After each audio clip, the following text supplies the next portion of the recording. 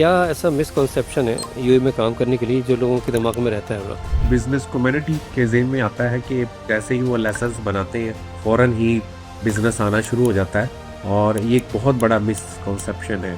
जब तक आपका बिजनेस प्लान ना हो, कस्टमर्स ना हो, स्किल ना हो और आपके पास ऐसी सर्विस ना हो जिसको लोग पे कर सकें। ज़्यादातर बिजनेस पहले 1 या 2 साल में फेल हो जाते हैं। उसकी क्या वजह होती है? जो आदमी ब्लाइंडली आ रहा है, कॉपी पेस्ट कर रहा है कि फलां आदमी ने होटल बनाया मैं भी बना लूँ, फलां आदमी ने रेस्टोरेंट लिया मैं भी ले लूँ। तो जब तक आप कोई ऐड वैल्यू नहीं लेकर आएंगे तो अक्सर मार्केट के अंदर अपनी जगह नहीं बना सकते। कोई शख्स जो बाहर बैठा है वो उसको यूएई आना ज़रूरी है कंपनी खोलने के लिए? ट्रेल लाइसेंस है उसके लिए तो लाजमी नहीं है। आप लाइसेंस लें, अपने लाइसेंस की एक्टिविटी के मुताबिक जहाँ मर्जी बिजनेस करें। कंपनी को प्रॉफिट में आने में टाइम कितना लगता है? हम अपनी लैंग्वेज में बोलते हैं कि what is the time of pamper life ना, विच इज़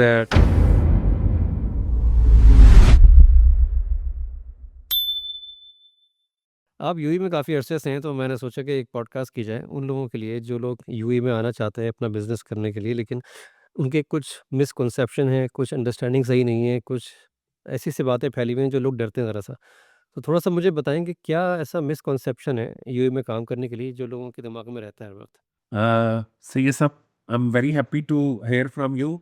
ये ज़्यादातर बिजनेस कम्युनिटी के ज़हन में आता है कि जैसे ही वो लाइसेंस बनाते हैं फ़ौरन ही जो है ना वो बिज़नेस आना शुरू हो जाता है। और ये एक बहुत बड़ा मिसकंसेप्शन है, जबकि ऐसा नहीं होता। जब तक आपका बिज़नेस प्लान ना हो, कस्टमर्स ना हो, स्किल ना हो और आपके पास ऐसी सर्विस ना हो जिसको लोग पे कर सकें, तो डोंट थिंक कि बिज़नेस आना शुरू हो जाएगा। तो क्या लोग गलतियाँ करते हैं? एक तो ये कि मिसकंसेप्शन आपने कहा कि उसमें टाइम लगता है, लेकिन मैंने ये भी देखा है कि बहुत सारी जगहों पे जो लोग बिज़नेस स्टार्ट करते हैं, ज़्यादातर बिज़नेस प पहले 1 या 2 साल में फेल हो जाते हैं। उसकी क्या वजह होती है? देखिए, स्ट्रेट फॉरवर्ड एक तो कंपटीशन, मार्केट स्टडी, प्लानिंग और उसके अलावा कोई उनकी जो कैश फ्लो है वो बड़ी वीक है। उस पे उन्होंने प्रॉपर प्लानिंग नहीं की, अंडरस्टैंडिंग नहीं की, रिसर्च नहीं की, मार्केट नॉलेज नहीं लिया, प्रोडक्ट का नॉलेज नहीं लिया, प्रोडक्ट की कंपैटिबिलिटी, जो कंज्यूमर उनकी डिज़ायर, उनकी इंटरेस्ट क्या है, उनका परचेजिंग पावर क्या है। ये सारी चीज़ें जब आप नहीं होते तो आपकी जो वीक होती है ना सेल्स स्ट्रेटजी, तो वो फिर एप्लीकेबल नहीं होती इकोनॉमिक एक्टिविटी में। हुँ, ओके, तो ये एक वजह है कि इकोनॉमिक एक्टिविटी से आपको सपोर्ट करना चाहिए। तो वो क्या करें? जो गलतियाँ लोग करते हैं, आप क्या कहेंगे कि कौन-सी गलतियाँ वो ना करें यहाँ पे आके? किस तरह प्लान करें? किस तरह से टाइमिंग भी बड़ी इम्पोर्टेंट होती है? देखिए, उसके लिए जो एक तो प्लानिंग है, स्ट्रेटजी है, फिर उसके बाद आपकी जो प्रोडक्ट है, जो बिज़नेस करना शुरू कर रहे हैं, वो बिज़नेस की नेचर क्या है, वो प्रोडक्ट है, चेंजेस ऑफ यानी इंफॉर्मेशंस है, सर्विसेज ओरिएंटेड है या मैन्युफैक्चरिंग है। जो हमारा एक स्ट्रेट फॉरवर्ड होता है, रिटेलर, होलसेलर और कंज्यूमर और उससे पहले जो प्रोड्यूसर होता है। तो वो बिज़नेस की पूरी चेन को आपने अंडरस्टैंड करना है। जिसकी जितनी अच्छी बाइंग होगी, उतना अच्छा वो बिज़नेस कर सकते हैं।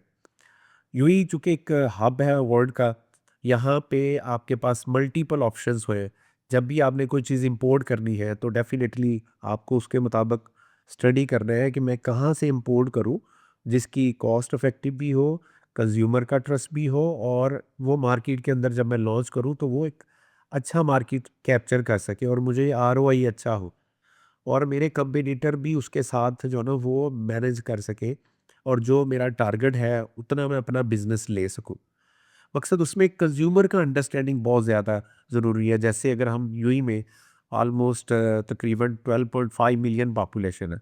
अब इसमें 4.5 मिलियन इंडियंस है, 2.2 मिलियंस पाकिस्तानीज है, फिर उसके बाद जीसीसी और फिर प्योरली जो है ना वो यूई नेशनल्स आते हैं अराउंड 1.67 मिलियन।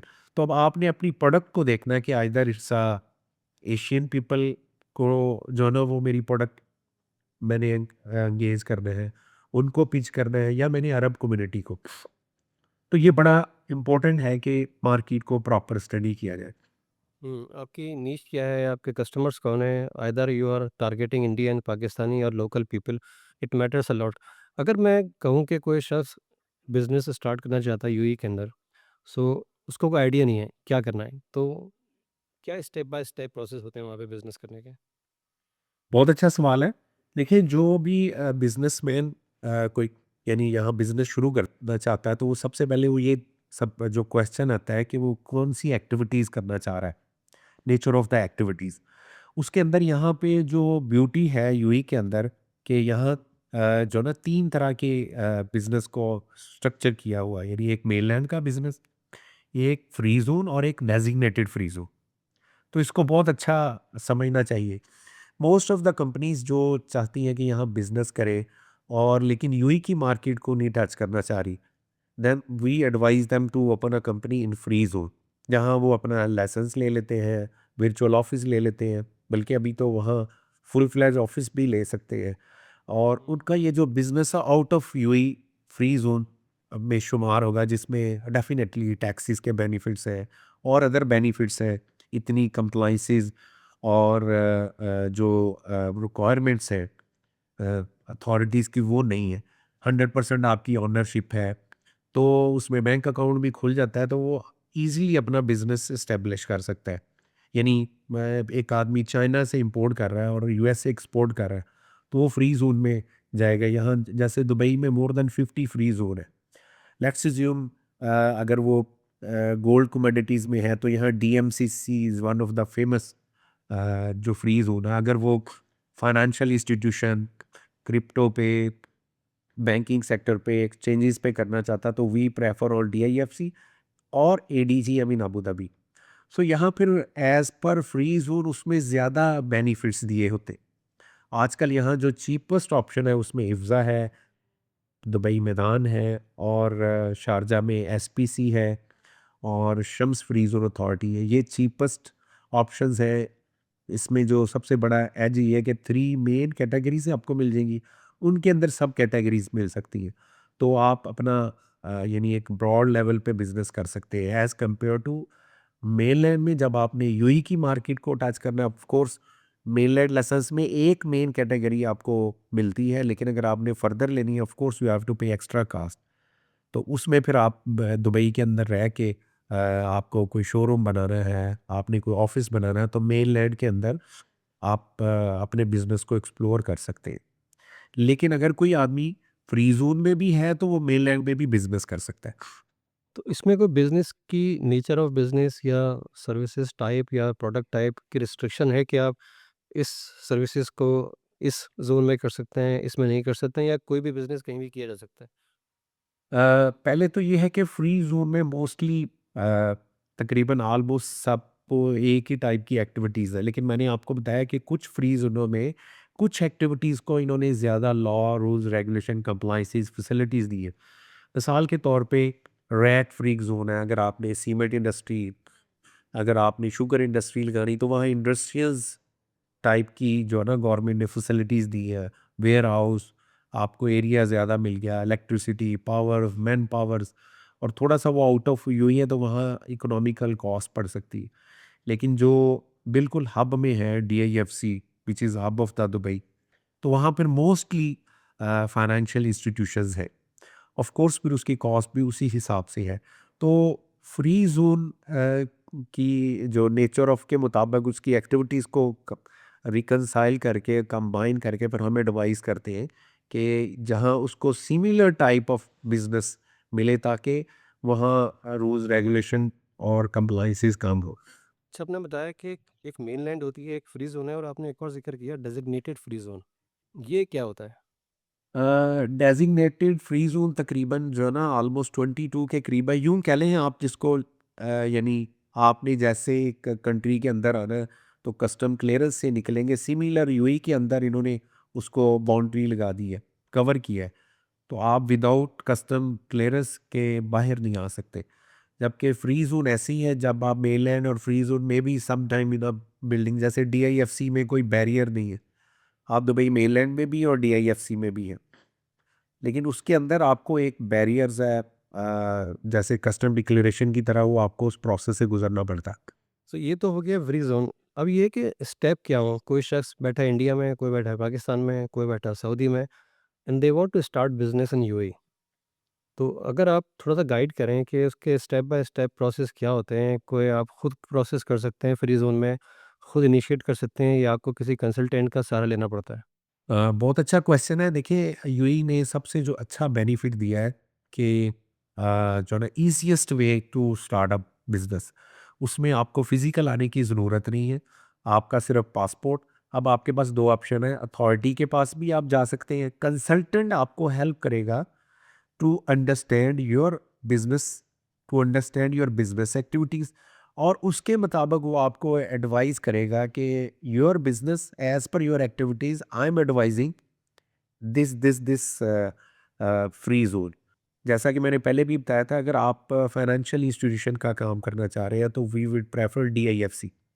अब डीआईएफसी में बिजनेसमैन को समझ में आ गया कि भाई मैंने डीआईएफसी में बनाना। अब डीआईएफसी में अगर तो कंसल्टेंट हायर कर ले, that is always advisable. Otherwise authority direct वो ईमेल करे, कॉल करे, व्हाट्सएप पे अथॉरिटी डायरेक्ट आपको गाइड करती है। इसमें सिंपल आपका पासपोर्ट और आपके जो आईडी वगैरह उसको आपने सबमिट करना है। उसमें वही प्रोसेस होता है कि पहले सिलेक्शन ऑफ द नेम, जो आपको अप्रूवल लेनी होती है। जैसे ही नेम आ गया, आपने एक्टिविटी सेलेक्ट की, और उसके बाद आपको जो प्री अप्रूव्ड जो लाइसेंस है वो आपको इशू हो जाता है। आपने उसकी पेमेंट कर दी तो license without visiting to UAE आपको मिल जाता है। उसके बाद फिर दूसरा प्रोसेस है।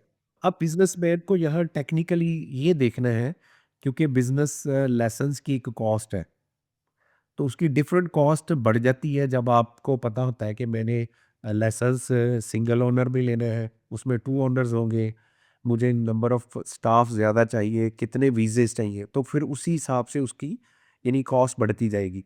तो लिहाजा ये कंसल्टेंट आपको हेल्प करता है शुरू में आपको अंडरस्टैंड करने में भी, आपका प्लान क्या है, आपने कोई टेलीकम्युनिकेशन कंपनी तो नहीं खोलनी, आपने मैन पावर कंपनी तो नहीं खोलनी, आपने टेक्निकल कंपनी तो नहीं खोलनी जहां आपको स्टाफ की ज़्यादा ज़रूरत। फिर वो वही फ्री जोन और या मेनलैंड में आपको एडवाइस करेगा, और उसी की रिक्वायरमेंट के मुताबिक वो उस पैकेज को लेगा जो फ्री जोन अथॉरिटी ऑफर कर रही होती है। आपको इलम है कि जो आदमी फर्स्ट टाइम में ज़्यादा अच्छी डील कर लेता है तो उस अच्छे पैकेज को ले लेता है, क्योंकि बाद में उसकी कॉस्ट एक्स्ट्रा पड़ती है। अच्छा, मेरा एक बीच में सवाल ज़हन में आ रहा है, अगर आप कहें तो मैं पूछ लूँ कि अगर वो कंपनी खोल रहा है किसी फ्री ज़ोन में, तो उसमें आपने कहा कि वो डायरेक्ट भी जा सकता है और किसी कंसल्टेंट के थ्रू भी जा सकता है। तो कॉस्ट वगैरह के हिसाब से क्या फ़र्क पड़ता है अगर आप कंसल्टेंट के थ्रू जाएँ या डायरेक्ट जाएँ? कुछ एक्स्ट्रा कॉस्ट पड़ती होगी ज़ाहिर है। देखिए, मैंने आपको बताया कंसल्टेंट जो होता है वो 24 आवर आपकी एक्सेस में है। अथॉरिटी की एक टाइमिंग है। नो डाउट के वो अथॉरिटी का कोई कोई भी रिप्रेजेंटेटिव वो भी आपको बहुत यानी अच्छे तरीके से गाइड करेगा, लेकिन वो अपने एक फ्री जोन का एक्सपर्ट होगा। हम जो जितने भी कंसल्टेंट होते हैं we know almost all the UAE free zone as well as the mainland.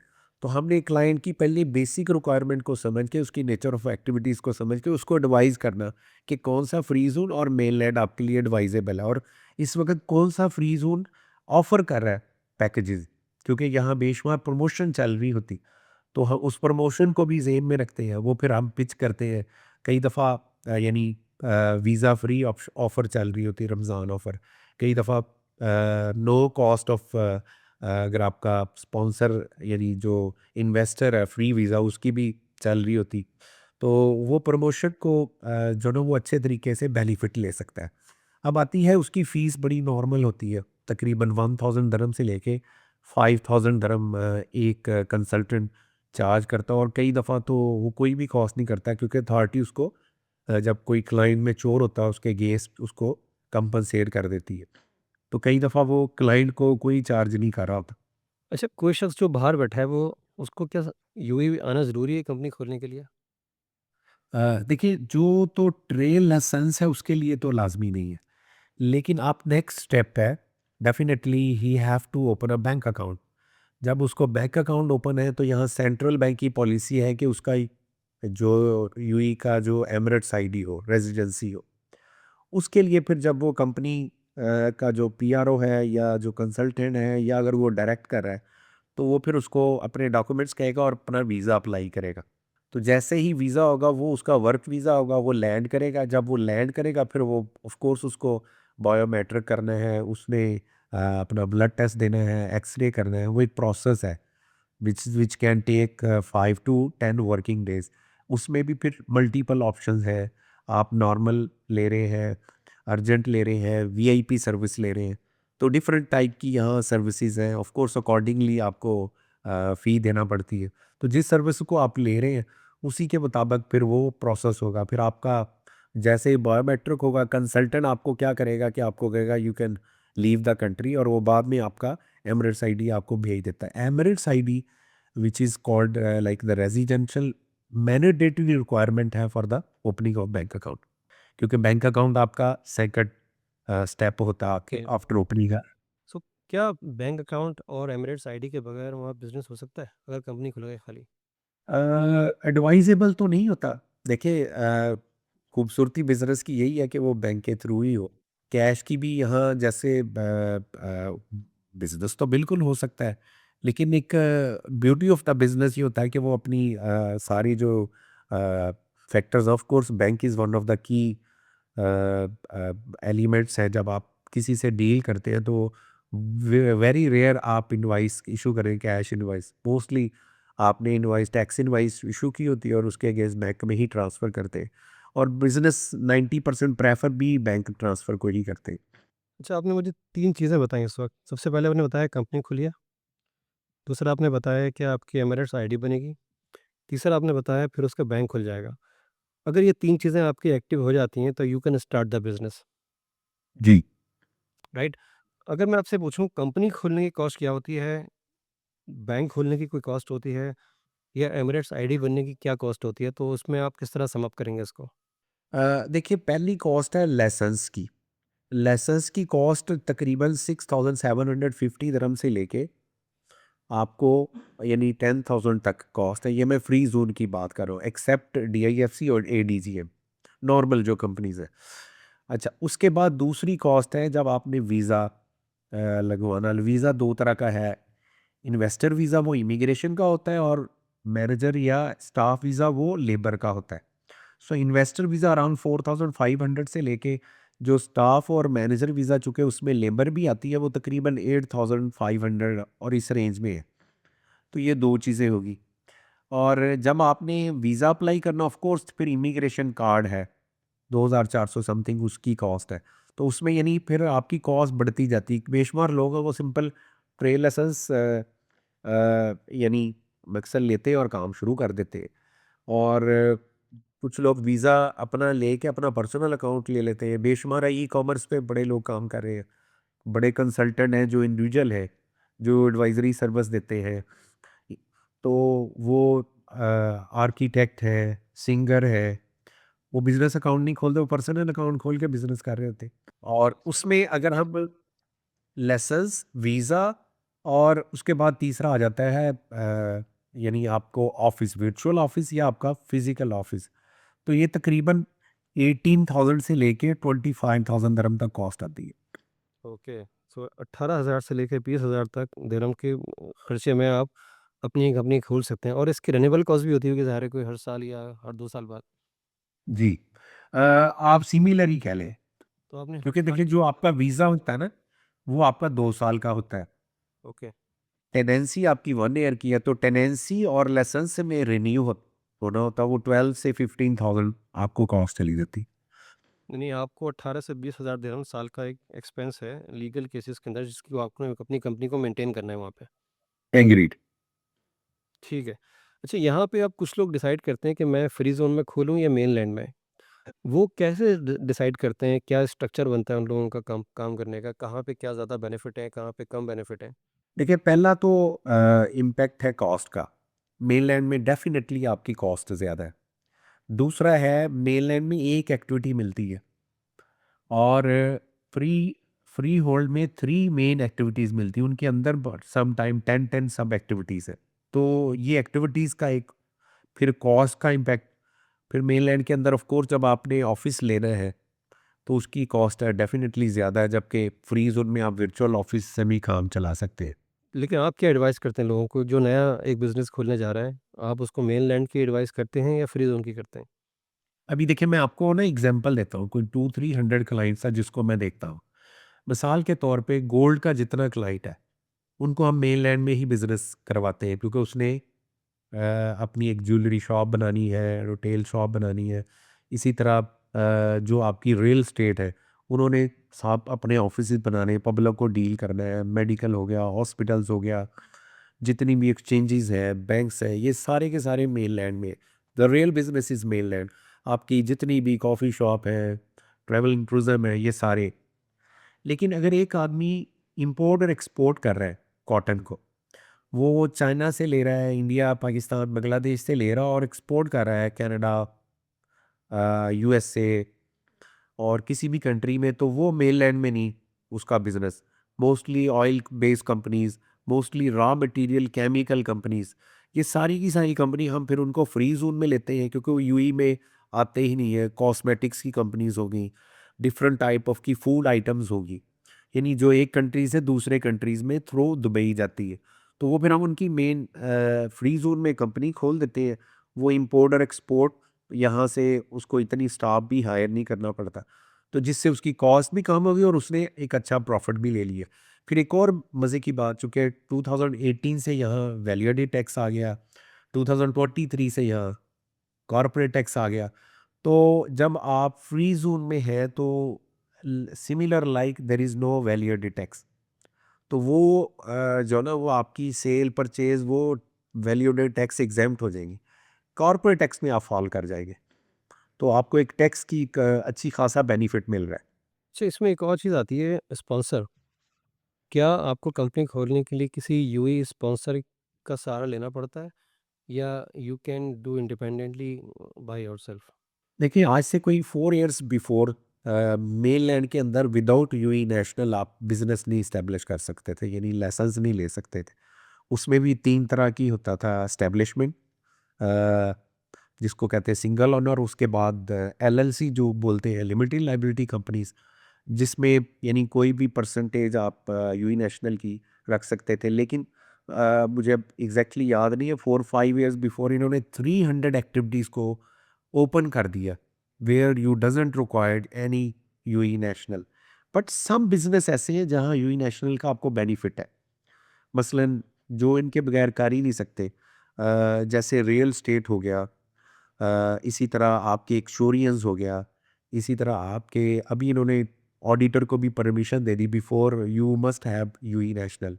तो जो जिसमें प्योर आपके प्रोफेशनल लेसन्स हैं मोस्टली उसमें अभी भी यूई नेशनल डिफेंस से रिलेटेड सर्विसेज है, वो सारी अभी भी यानी यूई नेशनल आपका होना ज़रूरी है। लेकिन कुछ जगह पे उसको आप पार्टनर ना लें, उसको आप वकील खदमात ले लें, यानी यू आर द 100% ओनर, लेकिन उसको आप एज ए वकील खदमात ले लें अरबी में।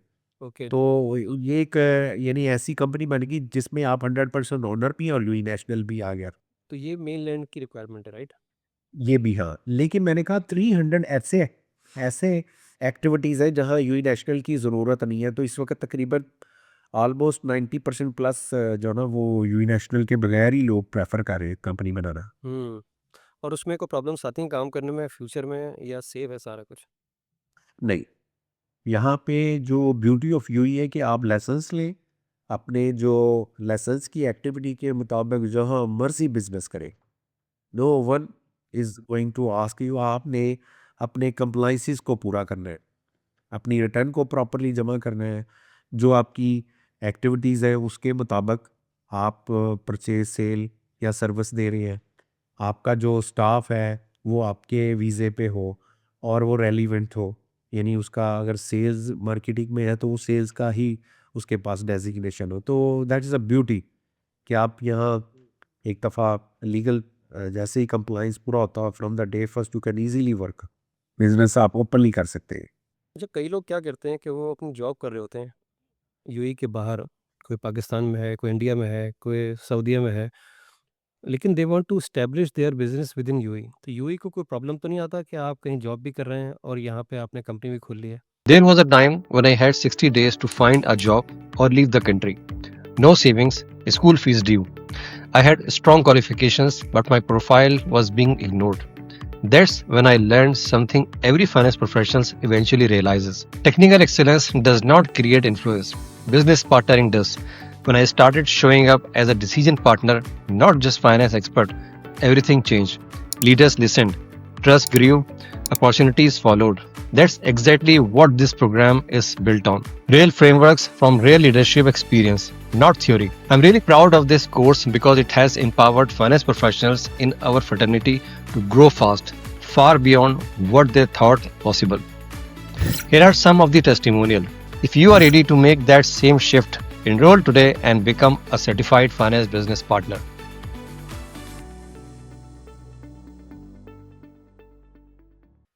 मैंने आपको बताया UAE is a wonderful place जहाँ इस तरह की कोई चीज़ें नहीं है। वो कहते हैं आप इवन जो हाउस वाइफ है ना उसको भी उन्होंने 1250 दिरहम का जो ना वो अलाउड किया ई कॉमर्स लेसन कि आप घर से बैठे आप खाना बनाएं और डिलीवर कर दें। तो 1250 इज़ वेरी चीपेस्ट लेसन्स ये बट उसके पास यूएई का वीज़ा भी हो, उसका बैंक अकाउंट भी खुल जाता है अगर आपका घर का कॉन्ट्रैक्ट उसके नाम। यानी यूँ ही चाहता है कि आप कंप्लायंस में भी आगे लीगल रिक्वायरमेंट भी होगी और very cheap cost same licenses आपके नाम बन जाएगा। उसको हम ई लेसन्स बोलते हैं। ये जो आपने बताया आपकी वाइफ भी काम कर सकती है ना, उनके पास एमिरेट्स आईडी तो होनी चाहिए, आपको स्पॉन्सर करना पड़ेगा ना उनको अपनी कंपनी के थ्रू। हाँ, देखिए बेशुमार यहाँ हाउसवाइफ होती है, यू आर द स्पॉन्सर। अब वो काम करना चाह रही है, उनके पास लाइसेंस नहीं होगा तो वो ई लाइसेंस ले लेंगी। आफ्टर पेइंग 1250 एक नॉमिनल सी फ़ी है 1 ईयर के लिए। उसमें उसका बैंक अकाउंट भी खुल जाएगा और उसका ऑफ़िस कहाँ होगा वो अपने घर का इजारी यूज़ कर सकती है। लेकिन वो स्पॉन्सरशिप क्या होगी उसकी? वो तो अपने हस्बैंड के अंडर में काम कर रही होगी ना, जो भी उसका स्पॉन्सर होगा। जो उसका वीज़ा होगा ना वो अपना स्पॉन्सर के थ्रू होगा, लेकिन यहाँ गवर्नमेंट ने इजाज़त दी है कि वो अपने नाम से लाइसेंस ले सकता है। अच्छा। ये ई लाइसेंस में यानी बेनिफिट्स हैं। ये बड़ा अच्छा ऑप्शन है तो वैसे। जी। और काफ़ी लोग इसको यूटिलाइज़ भी कर रहे होंगे मेरे ख़्याल में, क्योंकि यूएई बहुत काफ़ी ज़्यादा फ्लेक्सिबल हो चुकी है। कोरोना में लोगों ने इसको सबसे ज़्यादा यूज़ किया था। हुँ। इवन फॉर एग्ज़ाम्पल आपके पास एक बिज़नेस लाइसेंस है, आप कोई और एक्टिविटी लेना चाह रहे हैं, तो आपने एक और ई लाइसेंस ले लिया, कोई इश्यू नहीं है, bye paying very nominal fee. और ये सब ऑनलाइन होता है सारा काम। जी, जी। यूएई में ये सारी चीज़ें बहुत ज़बरदस्त हैं कि आपको ऑनलाइन हर चीज़ अवेलेबल है। अच्छा, इसमें एक रिक्वायरमेंट भी होती है लोगों की कि आपको 6 महीने में 1 दफ़ा यूएई आना पड़ता है, अगर आप बाहर बैठ के अपना बिज़नेस को ऑपरेट कर रहे हैं। देखिए उसमें जो मिनिस्ट्री ऑफ लेबर से जिनके वीज़ाज़ हैं ना, उनके लिए ये है जो इन्वेस्टर है, ओनर्स है, वो विदिन 1 ईयर कोई इश्यू नहीं है। रेज़िडेंस लेकिन आगे इसको 6 महीने तो कोई इश्यू नहीं है। कोई इश्यू नहीं। बेसिकली अगर आप टैक्स पॉइंट ऑफ व्यू से देखते हैं तो एक स्टेटस होता है ना रेज़िडेंस स्टेटस, तो 6 मंथ जिसका हो ना, नॉर्मली उसको रेज़िडेंस बोला जाता है। जी। प्रेफ़र किया जाता है कि विदिन 6 मंथ वो ज़रूर यानी विज़िट करे। अच्छा, मैंने कई लोगों को देखा है वहाँ पे कि लोग एमिरेट्स आईडी बनवा लेते हैं अपनी, एक कंपनी खोल के just for their family living. वो बाहर ही काम कर रहे होते हैं। उन्होंने सिर्फ़ स्टेटस ले लिया अपना, एक कंपनी खोली है जो कि कोई इकोनॉमिक एक्टिविटी जनरेट नहीं कर रही है, और उन्होंने अपनी फैमिली को मूव कर दिया यूएई में because they like the environment, the way UAE handle with the people. So ऐसे केसेस में आपका एक्सपीरियंस क्या रहा है? इसमें कोई रिस्क होता है करने में या नहीं होता? देखिए यहाँ काफ़ी फ्री ज़ोन है। सैफ फ्री ज़ोन एक बहुत पॉपुलर है जहाँ बहुत ज़्यादा फैमिलीज़ ने, लेकिन डेफिनेटली अगर कोई लाइसेंस लेता है उस पे एक्टिविटीज़ नहीं करता तो अथॉरिटी कई दफ़ा रिन्यू के टाइम उससे इंटरव्यू लेती हैं, पूछती हैं, तो कई दफ़ा वो उसको रिन्यू नहीं करते। तो लिहाजा उसको वो यानी इनकरेज करते हैं कि भई आपने अगर ये लाइसेंस बनाया है तो कम से कम आप उसकी कोई एक्टिविटीज़ तो करें। ज़्यादातर लोग अब करना शुरू हो गए हैं कि का एटलीस्ट वो इतनी तो एक्टिविटी करें जिससे उनकी लाइसेंस कॉस्ट तो कवर हो जाए। नहीं, बहुत सारे लोग मैंने देखे हैं जो अपने बाहर कमाते हैं, सैलरी से कवर करते हैं उस कॉस्ट को। लेकिन आई थिंक अब थोड़ी-सी गवर्नमेंट ने सख्ती शुरू कर दी है ऐसे केसेस पे, मैंने सुना है। जी, अभी तो देखिए काफ़ी लोगों ने गोल्डन वीज़ाज़ ले लिए। अगर आपके पास प्रॉपर्टी है 2 मिलियन की, अभी 1.8 मिलियन पे प्रमोशन चल रही होती है। अभी कई दफ़ा अकूद के नाम से कि जैसी अगर आपने बुकिंग करा ली और इतनी लिमिटेड अमाउंट की अगर आपने यानी अकूद का सर्टिफ़िकेट ले लिया तो गोल्डन वीज़ा 10 इयर्स का लोग ले रहे हैं। तो जिसमें फिर काफ़ी हद तक वो उस ज़ोन से निकल गए, जॉबलेस भी अगर हो गए तो you can stay in UAE. तो उसमें काफ़ी बिजनेसमैन है वो 5 साल का मल्टीपल वीज़ा ले रहे हैं। जैसे आजकल कुछ नेशनैलिटीज़ की रिस्ट्रिक्शंस हैं, उनको वीज़े नहीं मिल रहे, जिसमें हमारी Pakistani community facing a lot of challenges. तो हम बिजनेसमैनों को कहते हैं कि आप यानी यूएई का जो 5 ईयर्स का मल्टीपल वीज़ा ले लें, आप जब मर्जी आते जाते रहें और आपकी उसमें कोई कॉस्ट नहीं है। उसमें एक स्पेसिफिक अमाउंट इन डॉलर आपने डिपॉजिट करानी है और उसकी क्राइटेरिया है कि इस क्राइटेरिया में आपका बैंक बैलेंस हो। तो वो ऑनलाइन ही अप्लाई करें मोफा की साइट पे जाके, तो वो वीज़ा ले ले सकता है। तो उसमें फिर यानी बेशुमार यहाँ लोग यानी बिजनेस पर्पस के लिए आते हैं, बेशुमार यहाँ सेमिनार्स अटेंड करते हैं, बेशुमार यहाँ कोलैबोरेशंस हैं, एग्जीबिशंस हैं। यूं ही तो अब हब हो गया ना लोगों को मिलाने का। जैसे Gitex food exhibition is one of the mega, जहाँ आप अपनी डिफरेंट फ्रेंचाइजीज ले रहे होते हैं यहाँ। जी, यूई के बारे में एक ये भी चीज़ है कि काफ़ी एक्सपेंसिव है। ये क्या र्यूमर्स हैं या इसमें कोई सच्चाई भी है? देखिए, कॉस्ट पॉइंट ऑफ व्यू से तो काफ़ी पिछले दिनों भी मैं एनालिसिस कर रहा था। कुछ लोग कंपेयर कर रहे थे लंदन से, वाशिंगटन डीसी से, फ्रांस से। तो अगर उस पॉइंट ऑफ व्यू से कंपेयर करते हैं तो अभी भी यानी क्वाइट चीपर है, लेकिन डिपेंड कर रहा होता है कि आप कहाँ किस जोन में बिजनेस कर रहे हैं। यानी कोई एक आदमी मुल्क इन फ्री जोन में है, वहाँ बहुत ही कम कॉस्ट है। एक आदमी प्योरली दुबई में कर रहा है। खाली दुबई नहीं है, दुबई के अलावा और भी यहाँ बड़ी स्टेट्स हैं जिनके बहुत ज़्यादा यानी प्रमोशंस हैं, ऑफर्स हैं।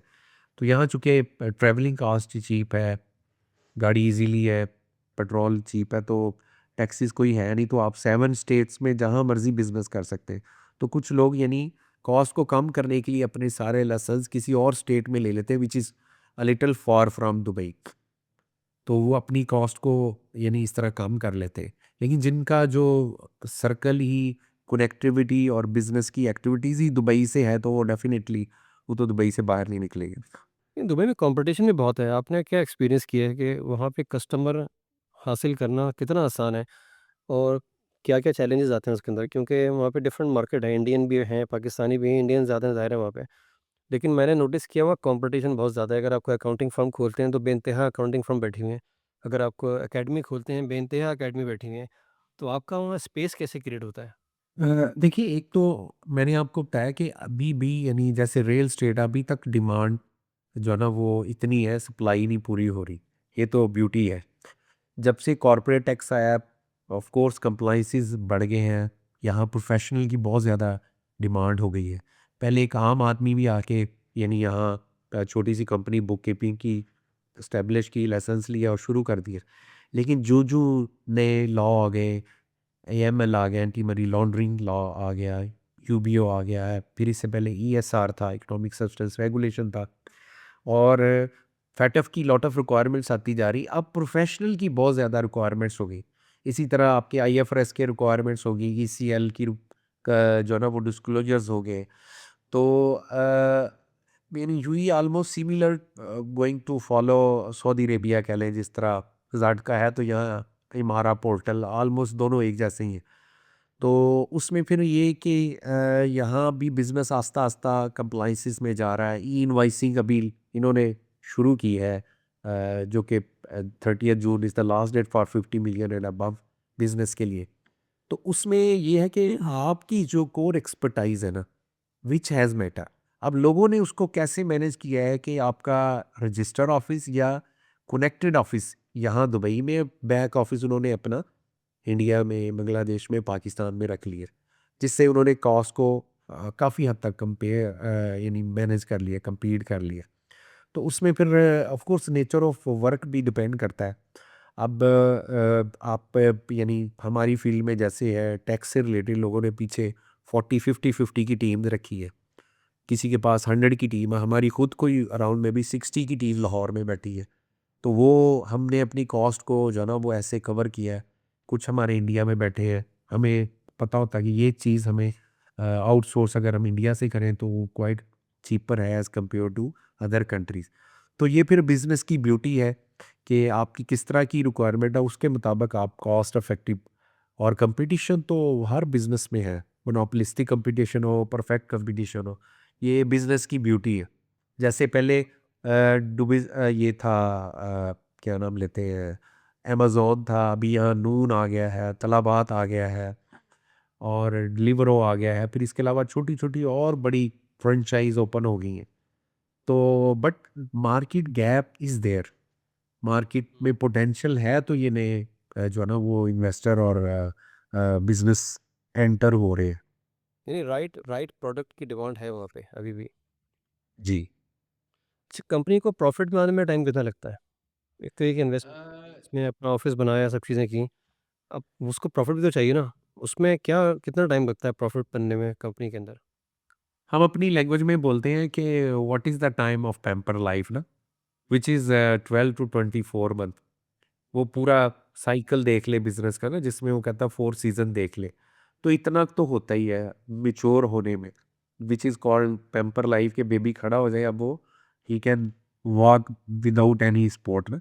तो उसमें अगर कोई बंदा अपने बिज़नेस को बढ़ाना चाहता है वहाँ पे स्केल अप करना चाहता है तो क्या चैलेंजेस आते हैं उनको एंटरप्रेन्योर्स को? बिज़नेस को बढ़ाने के लिए जी। ऑफ कोर्स देखें, पहले तो ये है कि जो वो अगर तो सर्विस ओरिएंटेड दे रहा है, तो ऑफ कोर्स उसकी जो स्किल है, जो उसके पास सर्विस ऑफर कर रही team, which is a more things. फिर उसके बाद अवेलेबिलिटी, कि यानी वो जो सर्विसेज या प्रोडक्ट दे रहा है वो अवेलेबल कहाँ है। फिर उसके बाद डिमांड, के इधर वो डिमांड के मुताबिक है। फिर मार्केट की जो रिक्वायरमेंट है उसको वो फुलफ़िल कर रही हैं, कंप्लायंसेस को फुलफ़िल कर रही हैं। तो अभी देखिए, व्हीकल्स का ही मैं एग्जांपल देख लूँ। अभी चाइनीज़ ने ईवी पे बहुत ज़्यादा ऑप्शंस दी, मल्टीपल ऑप्शंस दी। मोबाइल में आप देखें कि एक स्मार्टफ़ोन है, उसने इतनी चीज़ें ऑफ़र की लेकिन प्राइस को कॉम्पिटिटिव रखा। लोग उसको प्रेफ़र करते हैं। इसी तरह यानी आप घर की शॉपिंग्स में जब आप जा रहे हैं, कारफोर है, यहाँ लुलु है, और स्पिनीज़ है, वीवा है, और माया है, ये डिफरेंस है। जो आपके करीब होगी पहले तो आप उसी को ही प्रेफर करेंगे। दूसरा, जो ऑनलाइन आपको अच्छी डिलीवरी करे और कम प्राइस पे है, तो फिर आप उसको यानी बेनिफिट लेते हैं। और एक और चीज़ मेरे ज़हन में आ रही है कि जब आप फैमिली को अपने साथ वहाँ रखना शुरू करते हैं तो मेडिकल कॉस्ट भी आती होगी ज़ाहिर है उसमें, मेडिकल इंश्योरेंस की। तो वो ईज़िली कवर हो जाती है वहाँ से या उसमें कोई लीगल मैटर्स की इश्यूज़ आते हैं उसके अंदर? अच्छा, एक्सपेक्टिएट्स के लिए ना दो बड़ी कॉस्ट है, यानी एक तो अकोमोडेशन है, दूसरी एजुकेशन है। जैसे ही यानी फैमिली होती है तो ऑफ कोर्स उसकी फैमिली बढ़ती भी तो है ना। जब फैमिली बढ़ेगी तो ऑफ कोर्स उन्होंने पढ़ना भी है, तो ये एक क्वाइट एक्सपेंसिव है। तो यहाँ फिर लोग मैनेज कैसे करते हैं कि mostly people they live in Sharjah और वर्क इन दुबई। अभी लोग अजमान शिफ्ट हो गए हैं, फिर रासुल खैमा मुल्क हुई, और अभी पिछले कोई मेरा ख्याल 1.5 ईयर से ट्रेंड चल रहा है फ्री होल्ड प्रॉपर्टी का। तो ज़्यादातर हम लोग अपनी ही प्रॉपर्टी ले रहे हैं, और जिसमें बैंक बहुत अच्छा यानी ऑफ़र कर रहा है। आपने सिर्फ ऑनलाइन जाना है, प्रॉपर्टी सेलेक्ट करनी है, ऑटोमेटिकली डुबिज़ल पे, बेयूत पे, किसी पे आप जाएँ, तो आपने सेलेक्ट करना है, बैंक सारे रेडी हैं आपको फाइनेंस करने के लिए। सिर्फ आपने ऑप्शन को लेना है, 26, 80, 60, 40, 30, 70। तो इस वक़्त लोग प्रेफ़र कर रहे हैं, और जो आरओआई है वो शारजा का बहुत अच्छा है, क्योंकि वहाँ मोस्टली लोग 10-10, 20-20 सालों से रह रहे हैं। अब वो चूँकि उनको एक ऑप्शन मिल गई है, now they are preferring their own home rather than paying rent. तो इसमें लोग आजकल बहुत ज़्यादा इस फैसिलिटी को ले रहे हैं। और मैंने देखा रियल एस्टेट काफ़ी ऊपर जा रही है इसी वजह से यूएई पे कि लोगों का रुझान रेंट से लेके ओनरशिप पे जा रहा है अब। एग्री। अजमान का भी मैंने सुना था कि अजमान भी काफ़ी तेज़ी से लोग उसमें इन्वेस्टमेंट कर रहे हैं अजमान के अंदर, जो कि शारजा से काफ़ी करीब है। तो कई लोग अब शारजा अफ़ोर्ड नहीं कर पा रहे हैं क्योंकि शारजा की भी डिमांड वो सिटी पूरी नहीं कर पा रहा है लोगों की, लोग बहुत ज़्यादा जा रहे हैं वहाँ पे, तो अब एक और सिटी वहाँ पे डेवलप कर रहे हैं जो कि अजमान के नाम से है। तो वहाँ भी मैंने देखा है लोग काफ़ी इन्वेस्टमेंट कर रहे हैं इस वक़्त। देखिए, अगर अब जो फिज़िकल आदमी है ना उसको इतना पता है कि दुबई, शारजा, अजमान ये जस्ट साथ-साथ ही हैं। अब शारजा में यानी इस वक़्त जो सबसे टॉप पे है, मिज़ार 1, मिज़ार 2, मिज़ार 3। फिर उसके बाद अलफ ग्रुप के एक प्रोजेक्ट है जादा, वमशा और मोर देन 30-32 मैंने टावर्स अभी पिछले ही वीक गया था, वो सारे के सारे सेल हुए हैं। और अभी तो वहाँ पॉपुलेशन रह रही है 2027 तक तकरीबन वो बुक हो चुके हैं। फिर अभी नई आई है शारजा सस्टेनेबल सिटी, जिसमें वो प्योरली 100% वन उनका बिक गया है, टू अभी लॉन्च किया है जो 100% सोलर पे होगा। फिर और भी सुकून के नाम से प्रोजेक्ट्स हैं। फिर एक शेख खालिद मोहम्मद बिन खालिद एक प्रोजेक्ट है सिटी के नाम से, जहाँ वेरी वीआईपी टाइप का वहाँ बना रहे हैं। इसके पैरेलल अगर आप जाते हैं अजमान में, फिर अजमान में भी फ्री होल्ड का बहुत कॉन्सेप्ट चल गया। अजहा सोसाइटी, जाहिया सोसाइटी, जैस्मिन सोसाइटी। तो कुछ यानी सोसाइटीज़ और कुछ फ्री होल्ड, आप अपनी लैंड लें, अप्रूवल लें और अपनी मर्ज़ी से अपना घर बना लें। अच्छा, पाकिस्तानियों के लिए भी इश्यूज़ आ रहे हैं वहाँ पे वीज़े लेने के लिए, और वो क्या वजह थी कि उनको वीज़ा नहीं मिल रहा है? लास्ट ईयर मैंने जो यही हमारे यहाँ मिनिस्टर आए तो उनसे लोगों ने ये सवाल पूछा, क्योंकि ये उनके साथ कौंसल जनरल साहब भी थे और एम्बेसडर साहब भी थे। तो उन्होंने ये जवाब दिया कि ये कुछ अरसा चैलेंज रहेंगे, लेकिन आने वाले वक्त में ये ख़त्म हो जाएंगे। लेकिन जो मकसद प्रोफेशनल है, जिनके पास डिग्री है और जो यूएई में पहले आ चुके हैं, उनको वीज़ा की कोई चैलेंज नहीं। नए आदमी के लिए चैलेंज है और उसमें कुछ लोग ऐसे हैं जो एज फैक्टर्स में भी फॉल करते हैं। कौन से प्रोफ़ेशन को ज़्यादा डिस्करेज कर रहे हैं वो लोग? मैंने अभी प्रोफेशन वाइज तो नहीं देखा, लेकिन जो प्योरली रॉ लेबर है ना, क्योंकि उनके फिर यहाँ स्ट्रीट के, बैगिंग के और इस तरह के काफ़ी चैलेंजेस आए हैं, तो इसलिए फिर उनको वो प्रेफर नहीं कर रहे। मिनिमम वो चाह रहे हैं कि वो टेक्निकल हो, मैट्रिक पास हो और फिर यानी कि जो टेक्निकल स्किल वाले ही को प्रेफर किया जा रहा है, अनस्किल को अभी नहीं, आसान नहीं है, चैलेंज आ रही है। जो बंदा क्वालिफ़ाइड है, आई थिंक जो एक पढ़ा लिखा इंसान है, ग्रेजुएट है, मास्टर्स है, पीएचडी है, उनको तो प्रॉब्लम नहीं आ रही मेरे ख़्याल है। नहीं, उसके लिए इन्होंने बड़ा आसान किया है कि यहाँ मिनिस्ट्री ऑफ एजुकेशन ने इक्वलेंसी का जो है ना एक विंडो खोल दी है, जहाँ 2 कंपनीज़ हैं, डाटा फ्लो और कुदरा में। आप उनको अपने डॉक्यूमेंट्स दें, वो आपकी इक्वलेंसी करवा के दे देंगे। तो वो जैसी ही होगी तो मिनिस्ट्री ऑफ लेबर आपका वीज़ा इश्यू कर देती। ओके। तो आई थिंक जो मैंने डिस्कस किया आपसे, मुझे यूएई की मार्केट में कोई कॉम्प्लिकेशन नज़र नहीं आ रही है। स्ट्रेट फॉरवर्ड केसेज़ हैं, बड़ा सिंपल प्रोसेस है वहाँ का। और जो बंदा अगर चाहता है कि उसके पास, वो मिडल ईस्ट में रहता है और उसके पास अमेरिकन, यूरोप का पासपोर्ट नहीं है, तो वो वहाँ मूव होने के लिए तैयारी कर सकता है अपनी। जी, मैंने बताया कि इट्स आइडियल प्लेस जो कनेक्ट कर देती है पूरी दुनिया को। अभी यानी यहाँ मैंने आपको बताया 2 से 300 क्लाइंट्स मैं इंडिपेंडेंटली देख रहा हूँ, जिसमें पाकिस्तानीज़ भी हैं, इंडियंस भी हैं, जीसीसी से भी हैं, सऊदीया से मेरे बहुत क्लाइंट्स हैं। तो उसमें they are earning a lot of course. कुछ जगह तो ये कॉस्ट है ही नहीं। बाकी अगर कंपेयर करें कतर, बहरीन, सऊदी अरेबिया से, यहाँ अभी भी laces cost very very economical है। और बिज़नेस में जितनी फ्रीडम है, बैंक जितने कंफर्टेबल है, रोड ट्रांसपोर्ट, लॉजिस्टिक्स, अभी इतिहाद ट्रेन लॉन्च होने जा रही है, तो फिर आप समझ लें कि और फैसिलिटीड हो जाएगी आपको गुड्स मूवमेंट में ऑल 7 स्टेट्स में। तो ये वो फैक्टर्स हैं, वेयर हाउसेस अवेलेबल है, डिमांड मार्केट के अंदर है। तो ये वो सारे फैक्टर्स हैं जो यूएई को इस पोजीशन में रखते हैं कि जिसमें हर बिजनेसमैन उससे बेनिफिट उठा रहा है। अच्छा, मेरा आखिरी सवाल ये है शफीक भाई, के एक तो ये कि आप गोल्डन वीज़ा 2 मिलियन की प्रॉपर्टी पे आपको 10 साल का मिल जाता है। जी। और क्या तरीके हैं गोल्डन वीज़ा हासिल करने के एक्सेप्ट प्रॉपर्टी? देखिए उन्होंने चूँकि ये प्योरली एक्सपर्ट ही डिटेल में बताया गया, लेकिन मैं बता दूँ कि 3 तरह के लोग हैं।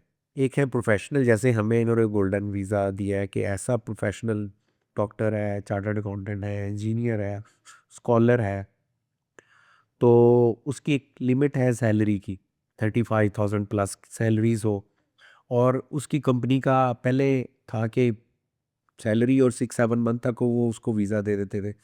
लेकिन अभी उन्होंने क्राइटेरिया रख लिया कि उस कंपनी के अंदर मिनिमम इतने स्टाफ हो, यानी थोड़ा-सा कंप्लायंस का उन्होंने ज़्यादा रख दिया है।